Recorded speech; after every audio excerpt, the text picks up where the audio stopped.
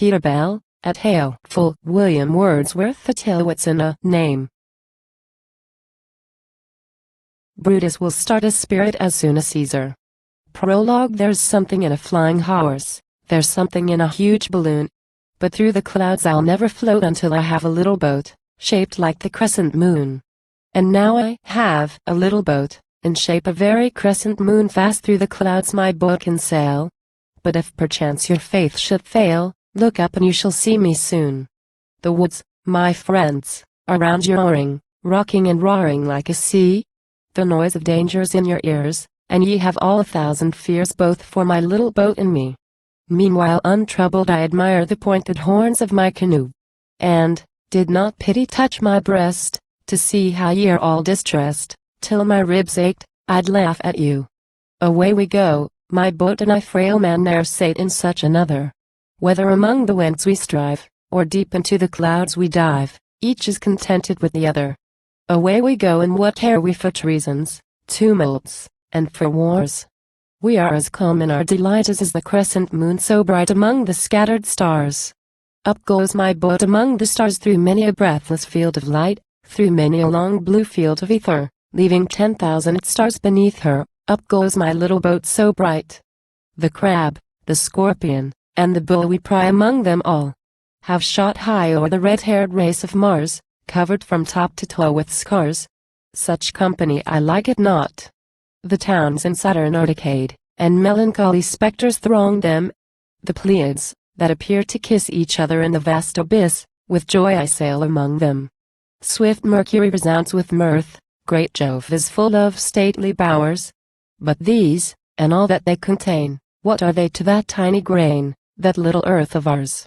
Then back to earth, the dear green earth, whole ages if I here should roam, the world for my remarks and me would not a whit the better be.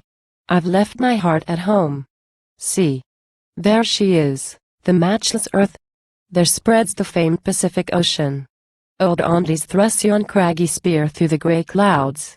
The Alps are here, like waters in commotion. Yon tawny slip is Libya's sands, that silver thread the river Dnieper.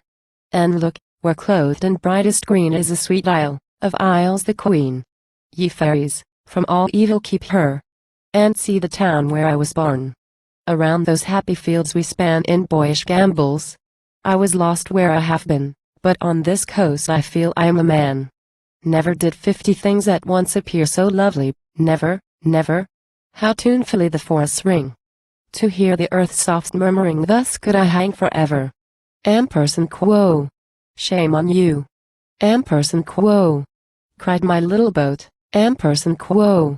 Was ever such a homesick loon, within a living boat to sit, and make no better use of it? A boat twin sister of the crescent moon. Ampersand quo. Ne'er in the breast of full-grown poet fluttered so faint a heart before. Was it the music of the spheres that overpowered your mortal ears? Such din shall trouble them no more. Ampersand quo. These nether precincts do not lack charms of their own. Then come with me. I want a comrade, and for you there's nothing that I would not do. Naught is there that you shall not see. Ampersand quo. Haste. And above Siberian snows we'll sport amid the boreal morning.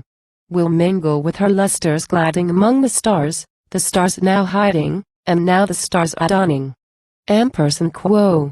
I know the secrets of a land where human foot did never stray. Fair is that land as evening skies, and cool, though in the depth it lies of burning Africa. Ampersand quo.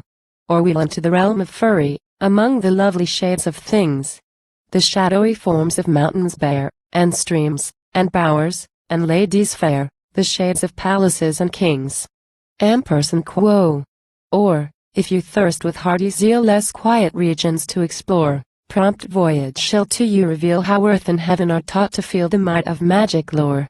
Ampersand quo. Ampersand quo. My little vagrant form of light, my gay and beautiful canoe, well have you played your friendly part. As kindly take what from my heart experience forces then adieu. Ampersand quo. Temptation lurks among your words. But, while these pleasures you're pursuing without impediment or let, no wonder if you quite forget what on the earth is doing. Ampersand quo. There was a time when all mankind did listen with a faith sincere to tuneful tongues and mystery versed. Then poets fearlessly rehearsed the wonders of a wild career. Ampersand quo. Go, but the world's a sleepy world, and 'tis, I fear, an age too late. Take with you some ambitious youth. For, restless wanderer, I, in truth, am all unfit to be your mate. Ampersand quo. Long have I loved what I behold, the night that calms, the day that cheers. The common growth of Mother Earth suffices me, her tears, her mirth, her humblest mirth and tears. Ampersand quo. The dragon's wing, the magic ring, I shall not covet for my dower, if I along that lowly way with sympathetic heart may stray, and with a soul of power. Ampersand quo. These given, what more need I desire to stir, to soothe, or elevate? What nobler marvels than the mind may in life's daily prospect find, may find or there create? Ampersand quo. A potent wand doth sorrow wield. What spell so strong as guilty fear? Repentance is a tender sprite. If aught on earth have heavenly might, 'tis lodged within her silent tear. Ampersand quo. But grant my wishes, let us now descend from this ethereal height. Then take thy way, adventurous skiff, more daring far than hippogriff, and be thy own delight. Ampersand quo. To the stone table in my garden, loved haunt of many a summer hour, the squire is come, his daughter bears beside him in the cool recess sits blooming like a flower. Ampersand quo. With these are many more convened. They know not I have been so far. I see them there, in number 9, beneath the spreading Weymouth pine. I see them, there they are. Ampersand quo. There sits the vicar and his dame. And there my good friend, Stephen Otter. And, ere the light of evening fail, to them I must relate the tale of Peter Bell the potter. Ampersand quo. Off flew the boat, away she flees, spurning her freight with indignation. And I, as well as I was able, on 2 poor legs, toward my stone table limped on with sore vexation. Ampersand quo. Oh, here he is. Ampersand quo. Cried little Bess, she saw me at the garden door. Ampersand quo. We've waited anxiously and long. Ampersand quo. They cried, and all around me throng, full 9 of them or more. Ampersand quo. Reproach me not your fears, be still, be thankful we again have met. Resume, my friends, within the shade your seats, and quickly shall be paid the well-remembered debt. Ampersand quo. I spake with faltering voice, like one not wholly rescued from the pale of a wild dream, or worse illusion. But, straight, to cover my confusion, began the promised tale. Part first. All by the moonlight riverside groaned the poor beast, alas! In vain. The staff was raised to loftier height, and the blows fell with heavier weight as Peter struck and struck again. Ampersand quo. Hold. Ampersand quo. Cried the squire. Ampersand quo. Against the rules of common sense you're surely sinning. This leap is for us all too bold. Who Peter was, let that be told, and start from the beginning. Ampersand quo. Ampersand quo. A potter, sir, he was by trade. Ampersand quo. Said I, becoming quite collected.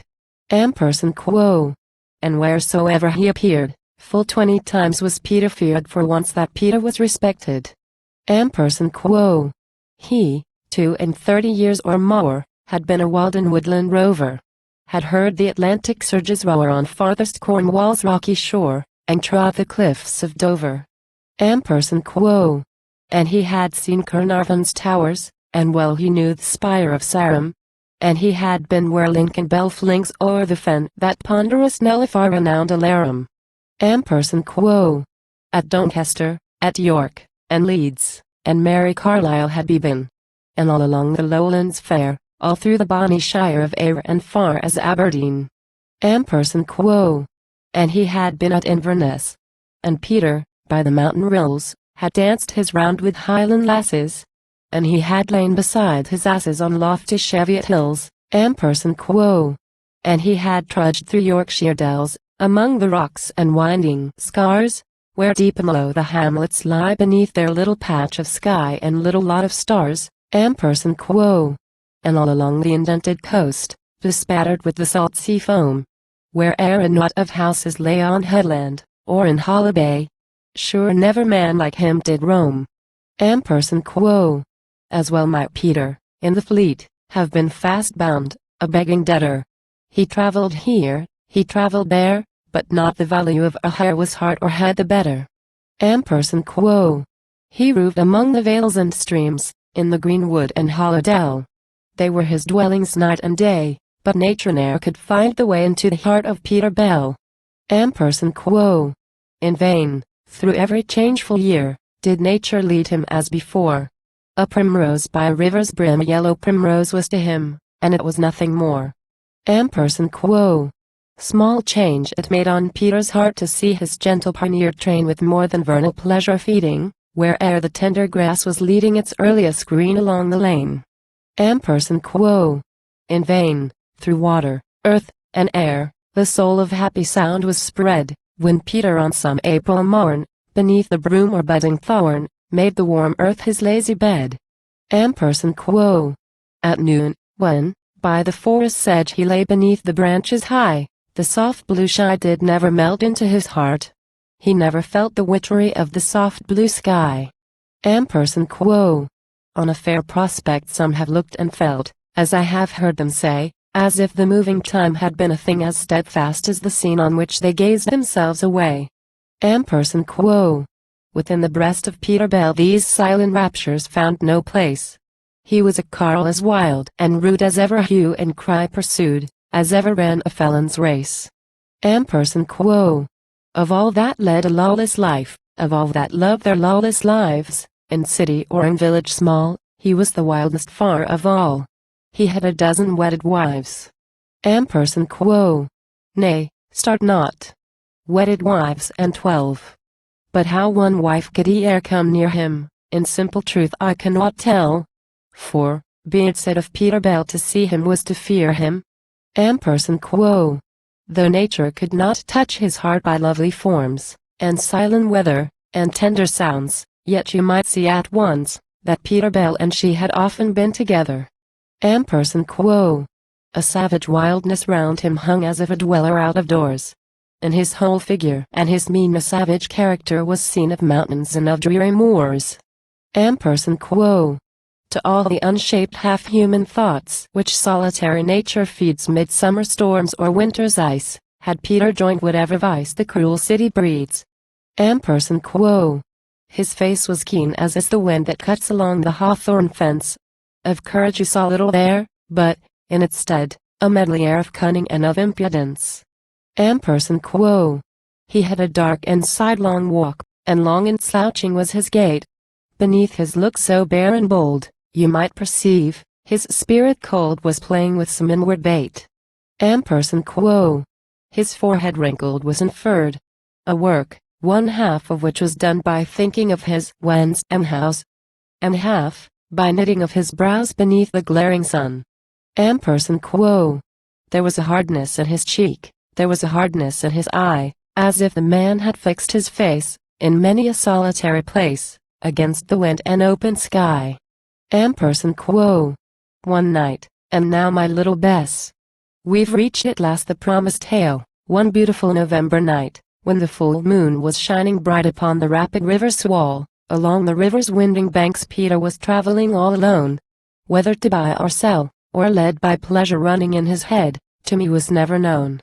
He trudged along through copse and brake, he trudged along o'er hill and dell. Nor for the moon cared he a tittle, and for the stars he cared as little, and for the murmuring river swell. But, chancing to espy a path that promised to cut short the way as many a wiser man hath done, he left a trusty guide for one that might his steps betray. To a thick wood he soon is brought where cheerily his course he weaves, and whistling loud may yet be heard, though often buried, like a bird darkling, among the boughs and leaves. But quickly Peter's mood is changed, and on he drives with cheeks that burn in downright fury and in wrath. There's little sign the treacherous path will to the road return. The path grows dim, and dimmer still. Now up, now down, the rover wends, with all the sail that he can carry, till brought to a deserted quarry, and there the pathway ends. He paused for shadows of strange shape, massy and black, before him lay. But through the dark, and through the cold, and through the yawning fissures old, did Peter boldly press his way right through the quarry. And behold a scene of soft and lovely hue, where blue and gray, and tender green, together make as sweet a scene as ever human eye did view. Beneath the clear blue sky he saw a little field of meadow ground. But field or meadow name it not. Call it of earth a small green plot, with rocks encompassed round. The swall flowed under the grey rocks, but he flowed quiet and unseen. You need a strong and stormy gale to bring the noises of this wall to that green spot, so calm and green. And is there no indwelling here, no hermit with his beads and glass? And does no little cottage look upon this soft and fertile nook? Does no one live near this green grass? Across the deep and quiet spot is Peter driving through the grass and now has reached the skirting trees. When, turning round his head, he sees a solitary ass. Quo. A prize. Quo. Cries Peter, but he first must spy about him far and near. There's not a single house in sight, no woodman's hut, no cottage light. Peter, you need not fear. There's nothing to be seen but woods, and rocks that spread a hoary gleam, and this one beast, that from the bed of the green meadow hangs his head over the silent stream. His head is with the halter bound. The halter seizing, Peter leapt upon the creature's back, and plied with ready heels his shaggy side. But still the ass's station kept. Then Peter gave a sudden jerk, a jerk that from a dungeon floor would have pulled up an iron ring. But still the heavy-headed thing stood just as he had stood before. Quoth Peter, leaping from his seat, Quo. There is some plot against me laid. Quo. Once more the little meadow ground and all the hoary cliffs around he cautiously surveyed. All is silent rocks and woods, all still and silent far and near. Only the ass, with motion dull, upon the pivot of his skull turns round his long left ear. Thought Peter, what can mean all this? Some ugly witchcraft must be here. Once more the ass, with motion dull, upon the pivot of his skull turned round his long left ear. Suspicion ripened into dread. Yet with deliberate action slow, his staff high raising, in the pride of skill, upon the sounding hide, he dealt a sturdy blow. The poor ass staggered with the shock. And then, as if to take his ease, in quiet uncomplaining mood, upon the spot where he had stood, dropped gently down upon his knees, as gently on his side he fell. And by the river's brink did lie. And, while he lay like one that mourned, the patient beast on Peter turned his shining hazel eye. 'Twas but one mild, reproachful look, a look more tender than severe. And straight in sorrow, not in dread, he turned the eyeball and his head towards the smooth river deep and clear. Upon the beast the sapling rings. His lank sides heaved, his limbs they stirred. He gave a groan, and then another, of that which went before the brother, and then he gave a third. All by the moonlight riverside he gave 3 miserable groans. And not till now hath Peter seen how gaunt the creature is, how lean and sharp his staring bones. With legs stretched out and stiff he lay, no word of kind commiseration fell at the sight from Peter's tongue. With hard contempt his heart was wrung, with hatred and vexation. The meagre beast lay still as death, and Peter's lips with fury quiver. Quoth he, Quo. You little mulish dog, I'll fling your carcass like a log head foremost down the river. Quo. An impious oath confirmed the threat whereat from the earth on which he lay to all the echoes, south and north, and east and west, the ass sent forth a long and clamorous bray. This outcry, on the heart of Peter, seems like a note of joy to strike, joy at the heart of Peter knocks. But in the echo of the rocks was something Peter did not like. Whether to cheer his coward breast, or that he could not break the chain, in this serene and solemn hour, twined round him by demoniac power, to the blind work he turned again. Among the rocks and winding crags, among the mountains far away, once more the ass did lengthen out more ruefully a deep-drawn shout, the hard dry seesaw of his horrible bray. What is there now in Peter's heart? Or whence the might of this strange sound? The moon uneasy looked and dimmer, the broad blue heavens appeared to glimmer, and the rocks staggered all around. From Peter's hand the sapling dropped. Threat has he none to execute? Quo. If anyone should come and see that I am here, they'll think, ampersand quo. Quoth he, ampersand quo. I'm helping this poor dying brute. Ampersand quo. He scans the ass from limb to limb, and ventures now to uplift his eyes. More steady looks the moon, and clear more like themselves the rocks appear and touch more quiet skies. His scorn returns, his hate revives. He stoops the ass's neck to seize with malice that again takes flight. For in the pool a startling sight meets him, among the inverted trees. Is it the moon's distorted face? The ghost-like image of a cloud? Is it a gallows there portrayed? Is Peter of himself afraid? Is it a coffin, or a shroud? A grisly idol hewn in stone? Or imp from which a slap let fall? Perhaps a ring of shining fairies? Such as pursue their feared vagaries in sylvan bower, or haunted hall? Is it a fiend that to a stake of fire his desperate self is tethering? Or stubborn spirit doomed to yell in solitary ward or cell, 10,000 miles from all his brethren? Never did pulse so quickly throb, and never heart so loudly panted. He looks, he cannot choose but look, like someone reading in a book that is enchanted. Ah, well a day for Peter Bell. He will be turned to iron soon, meet statue for the court of fear. His hat is up and every hair bristles, and whitens in the moon. He looks, he ponders, looks again. He sees a motion, hears a groan. His eyes will burst, his heart will break, he gives a loud and frightful shriek, and back he falls, as if his life were flown. Part second. We left our hero in a trance, beneath the alders, near the river. The ass is by the riverside, and, where the feeble breezes glide, upon the stream the moonbeams quiver. A happy respite. But at length he feels the glimmering of the moon, wakes with glazed eve, and feebly signing to sink, perhaps, where he is lying, into a second swoon. He lifts his head, he sees his staff. He touches 'tis to him a treasure. Faint recollection seems to tell that he is yet where mortals dwell, a thought received with languid pleasure.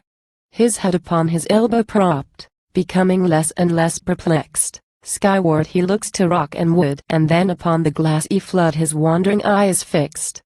Thought he, that is the face of one in his last sleep securely bound. So toward the stream his head he bend, and downward thrust his staff, intent the river's depth to sound. Now, like a tempest-shattered bark, that overwhelmed and prostrate lies, and in a moment to the verge is lifted of a foaming surge, full suddenly the ass doth rise. His staring bones all shake with joy, and close by Peter's side he stands, while Peter o'er the river bends, the little ass his neck extends, and fondly licks his hands. Such life is in the ass's eyes, such life is in his limbs and ears, that Peter Bell, if he had been the veriest coward ever seen, must now have thrown aside his fears. The ass looks on, and to his work is Peter quietly resigned. He touches here, he touches there, and now among the dead man's hair his sapling Peter has entwined. He pulls and looks and pulls again. And he whom the poor ass had lost, the man who had been 4 days dead, head foremost from the river's bed uprises like a ghost. And Peter draws him to dry land. And through the brain of Peter pass some poignant twitches, fast and faster, ampersand quo. No doubt, ampersand quo. Quoth he, ampersand quo. He is the master of this poor miserable ass. Ampersand quo. The meager shadow that looks on, what would he now? What is he doing? His sudden fit of joy is flown, he on his knees hath laid him down, as if he were his grief renewing. But know that Peter on his back must mount, he shows well as he can, thought Peter then, come weal or woe, I'll do what he would have me do, in pity to this poor drowned man. With that resolve he boldly mounts upon the pleased and thankful ass. And then, without a moment's stay, that earnest creature turned away, leaving the body on the grass. Intent upon his faithful watch, the beast 4 days and nights had passed. A sweeter meadow ne'er was seen, and there the ass 4 days had been, nor ever once did break his fast, yet firm his step, and stout his heart.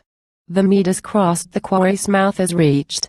But there the trusty guide into a thicket turns aside, and deftly ambles towards the south. When hark a burst of doleful sound. And Peter honestly might say, the like came never to his ears, though he has been, full 30 years, a rover night and day. 'Tis not a plover of the moors, 'tis not a bittern of the fen, nor can it be a barking fox, nor night bird chambered in the rocks, nor wild cat in a woody glen. The ass is startled and stops short right in the middle of the thicket. And Peter, wont to whistle loud whether alone or in a crowd, is silent as a silent cricket. What ails you now, my little Bess? Well may you tremble and look grave. This cry that rings along the wood, this cry that floats adown the flood, comes from the entrance of a cave. I see a blooming wood boy there, and if I had the power to say how sorrowful the wanderer is, your heart would be as sad as his till you had kissed his tears away. Grasping a hawthorn branch in hand, all bright with berries ripe and red, into the cavern's mouth he peeps. Thence back into the moonlight creeps. Whom seeks he whom? The silent dead, his father. Him doth he require, him hath he sought with fruitless pains, among the rocks, behind the trees. Now creeping on his hands and knees, now running o'er the open plains. And hither is he come at last, when he through such a day has gone, by this dark cave to be distressed like a poor bird her plundered nest hovering around with dolorous moan. Of that intense and piercing cry the listening ass conjectures well. Wild as it is, he there can read some intermingled notes that plead with touches irresistible. But Peter, when he saw the ass, not only stopped but turned, and changed the cherished tenor of his pace. That lamentable cry to chase it wrought in him conviction strange. A faith that, for the dead man's sake and this poor slave who loved him well, vengeance upon his head will fall, some visitation worse than all which ever till this night befell. Meanwhile the ass, to reach his home, is striving stoutly as he may. But, while he climbs the woody hill, the cry grows weak and weaker still. And now at last it dies away. So with his fate the creature turns into a gloomy grove of beech, along the shade with footsteps true descending slowly, till the to the open moonlight reach. And there, along the narrow dell, a fair smooth pathway you discern, a length of green and open road as if it from a fountain flowed winding away between the fern. The rocks that tower on either side build up a wild fantastic scene. Temples like those among the Hindus, and mosques, and spires, and abbey windows, and castles all with ivy green. And, while the ass pursues his way, along this solitary dell, as pensively his steps advance, the mosques and spires change countenance and look at Peter Bell. That unintelligible cry hath left him high in preparation, convinced that he, or soon or late, this very night will meet his fate, and so he sits in expectation. The strenuous animal hath clomb with the green path, and now he wends where, shining like the smoothest sea, in undisturbed immensity a level plain extends. But whence this faintly rustling sound by which the journeying pair are chased? A withered leaf is close behind, light plaything for the sport of wind upon that solitary waste. When Peter spied the moving thing, it only doubled his distress. Ampersand quo. Where there is not a bush or tree, the very leaves they follow me, so huge hath been my wickedness. Ampersand quo. To a close lane they now are come, where, as before, the enduring ass moves on without a moment's stop, nor once turns round his head to crop a bramble leaf or a blade of grass. Between the hedges as they go, the white dust leaps upon the lane, and Peter, ever and anon back looking, sees, upon a stone, or in the dust, a crimson stain. A stain as of a drop of blood by moonlight made more faint and wan. Hectares. Why these sinkings of despair? He knows not how the blood comes there, and Peter is a wicked man. At length he spies a bleeding wound, where he had struck the ass's head. He sees the blood, knows what it is, a glimpse of sudden joy was his, but then it quickly fled. Of him whom sudden death had seized he thought, of thee, O faithful ass. And once again those ghastly pains, shoot to and fro through heart and reins, and through his brain like lightning pass. Part third. I've heard of one, a gentle soul, though given to sadness and to gloom, and for the fact will vouch. One night it chanced that by a taper's light this man was reading in his room, bending, as you or I might bend at night o'er any pious book, when sudden blackness overspread the snow-white page on which he read, and made the good man round him look. The chamber walls were dark all round, and to his book he turned again. The light had left the lonely taper, and formed itself upon the paper into large letters bright and plain. The godly book was in his hand and, on the page, more black than coal, appeared, set forth in strange array, a word which to his dying day perplexed the good man's gentle soul. The ghostly word, thus plainly seen, did never from his lips depart. But he hath said, poor gentle wight. It brought full many a sin to light out of the bottom of his heart. Dread spirits, to confound the meek, why wander from your course so far, disordering color, form, and stature? Let good men feel the soul of nature, and see things as they are. Yet, potent spirits, well I know, how ye, that play with soul and sense, are not unused to trouble friends of goodness, for most gracious ends, and this I speak in reverence. But might I give advice to you, whom in my fear I love so well? From men of pensive virtue go, dread beings, and your empire show on hearts like that of Peter Bell. Your presence often have I felt in darkness and the stormy night, and, with like force, if need there be, ye can put forth your agency when earth is calm, and heaven is bright. Then, coming from the wayward world, that powerful world in which ye dwell, come, spirits of the mind, and try tonight, beneath the moonlight sky, what may be done with Peter Bell. Oh, would that some more skillful voice my further labor might prevent. Kind listeners, that around me sit, I feel that I am all unfit for such high argument. I've played, I've danced, with my narration. I loitered long ere I began, ye waited then on my good pleasure. Pour out indulgence still, in measure as liberal as ye can. Our travelers, ye remember well, are threading a sequester lane, and Peter many tricks is trying, and many anodynes applying, to ease his conscience of its pain. By this his heart is lighter far, and, finding that he can account so snugly for that crimson stain, his evil spirit up again does like an empty bucket mound. And Peter is a deep logician who hath no lack of wit mercurial. Ampersand quo. Blood drops leaves rustle yet, ampersand quo. Quoth he, ampersand quo. This poor man never, but for me, could have had Christian burial. Ampersand quo. And, say the best you can, 'tis plain, that here has been some wicked dealing. No doubt the devil in me wrought. I'm not the man who could have thought an ass like this was worth the stealing. Ampersand quo. So from his pocket Peter takes his shining horn tobacco box, and, in a light and careless way, as men who with their purpose play, upon the lid he knocks. Let them whose voice can stop the clouds, whose cunning eye can see the wind, tell to a curious world the cause why, making here a sudden pause, the ass turned round his head, and grinned. Appalling process. I have marked the like on heath, in lonely wood, and, verily, have seldom met a spectacle more hideous, yet it suited Peter's present mood. And, grinning in his turn, his teeth he in joker's defiance showed when, to upset his spiteful mirth, a murmur, pent within the earth, in the dead earth beneath the road rolled audibly. It swept along, a muffled noise, a rumbling sound.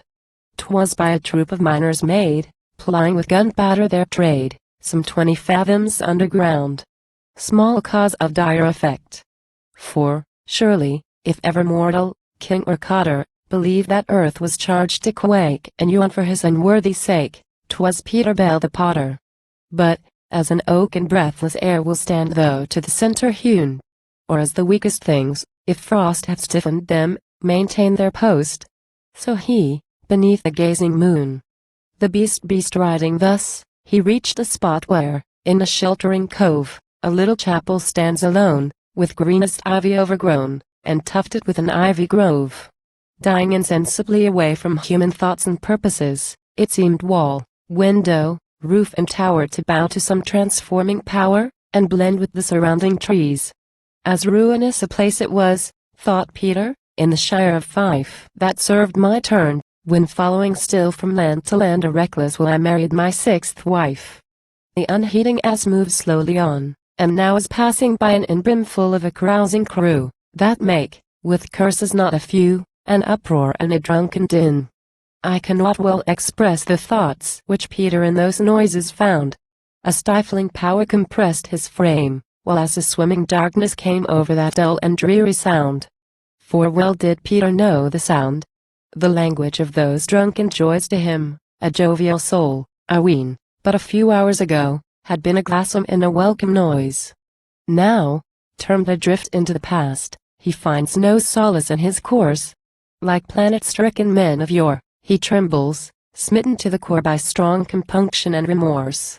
But, more than all, his heart is stung to think of one, almost a child, a sweet and playful Highland girl, as light and beauteous as a squirrel, as beauteous and as wild.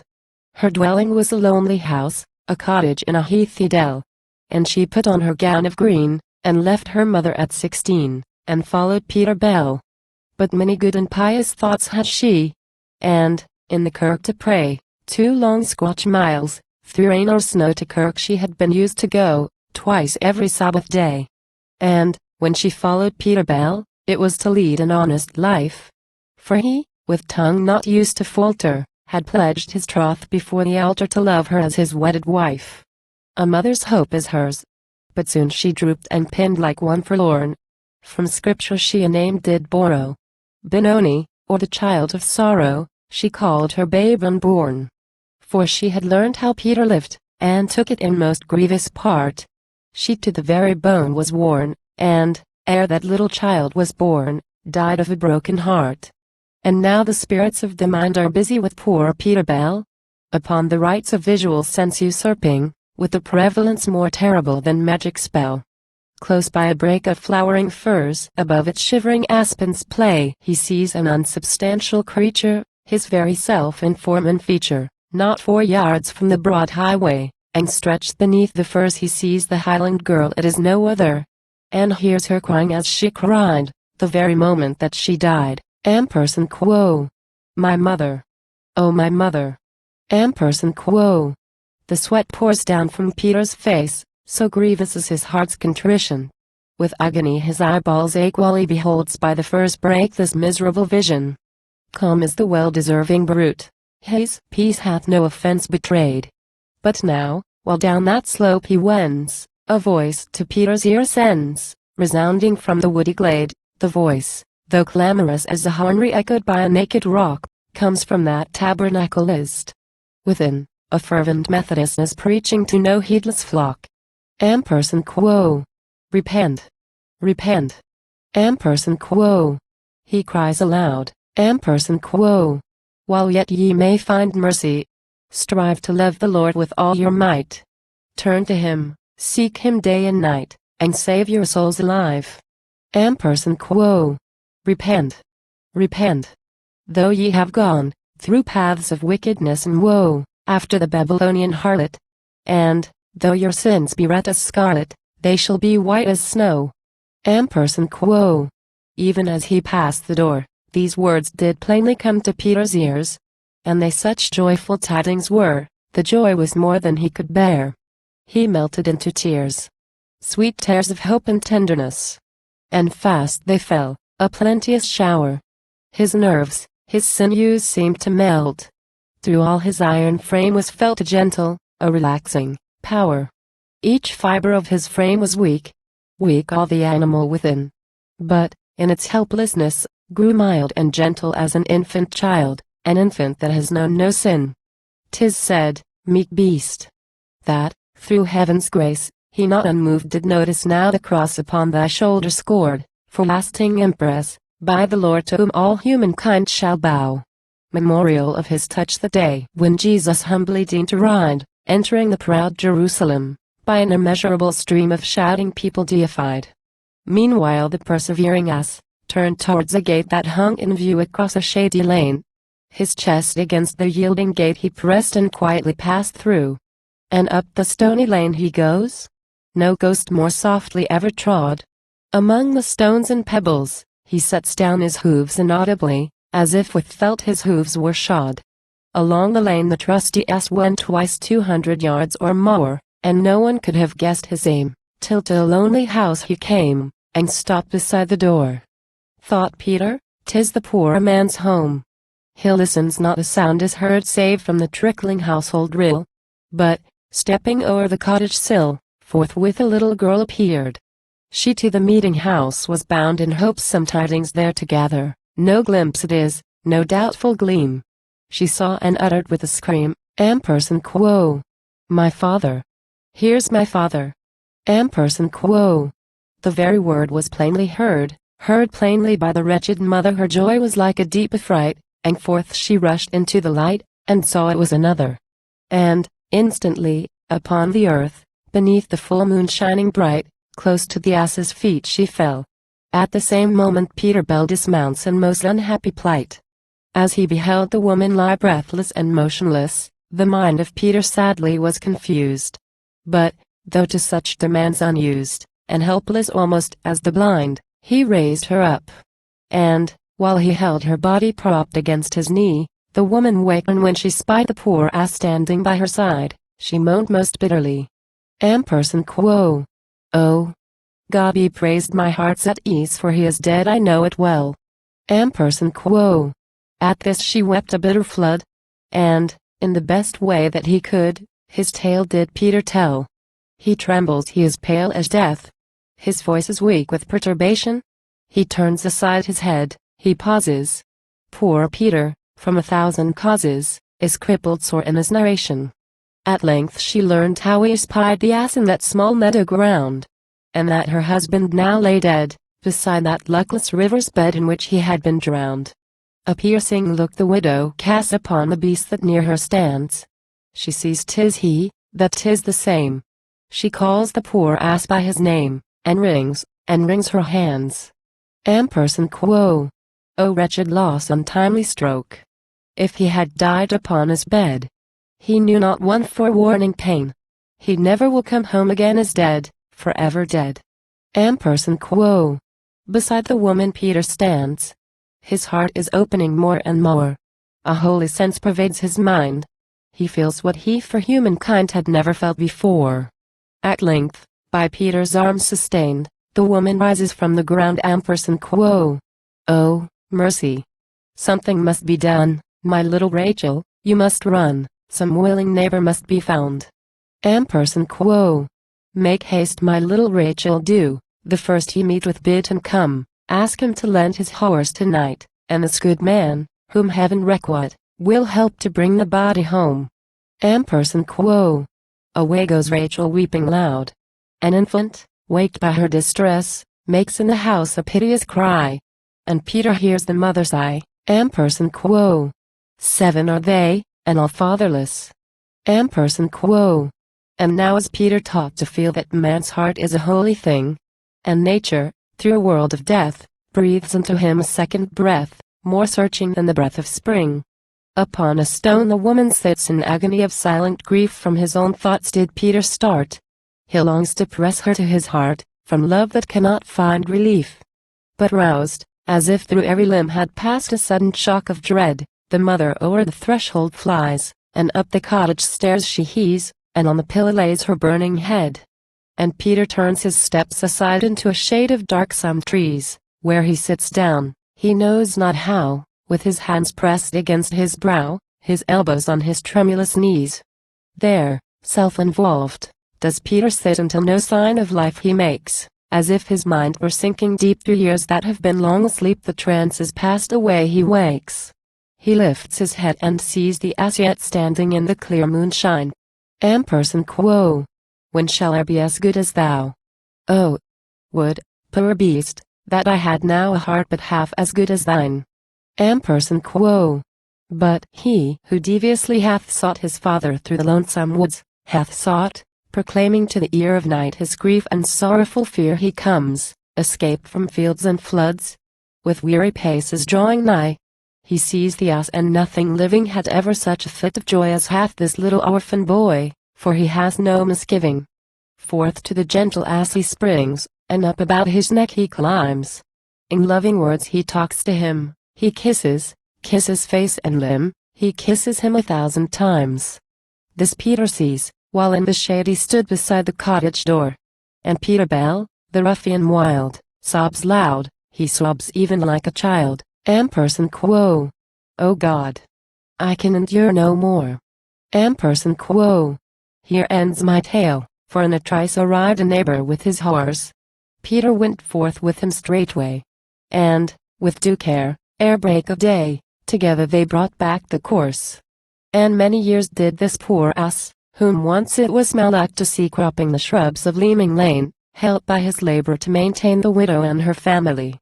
And Peter Bell, who, till that night, had been the wildest of his clan, forsook his crimes, renounced his folly, and, after 10 months' melancholy, became a good and honest man.